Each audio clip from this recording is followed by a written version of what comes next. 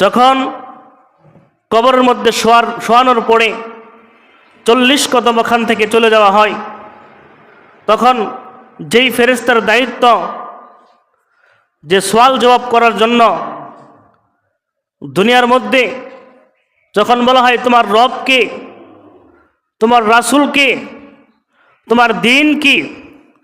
এইগুলা যখন জিজ্ঞাসা করা হয়, তখন ওই কবরবাসী সে দুনিয়ার মধ্যে যেই কাজগুলা বেশি থেকে বেশি করেছে ওই কাজের কথাগুলাই তার মুখ দিয়ে বের হয়ে আসে। যেরকম দুনিয়াতে আপনি যদি সারাদিন অন্যের গীবত করেন, মিথ্যা কথা বলেন, রাহাজানি করেন, চাঁদাবাজি করেন, অন্যের মাল আত্মসাৎ করেন, খারাপ কাজের মধ্যে চলেন, বেনামাজি অবস্থায় চলেন,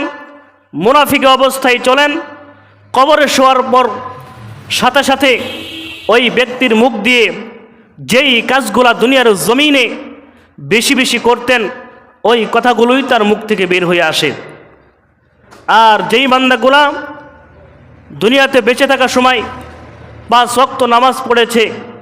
ঈমানি হালতে চলেছে, ইসলামী আইন অনুযায়ী চলেছে,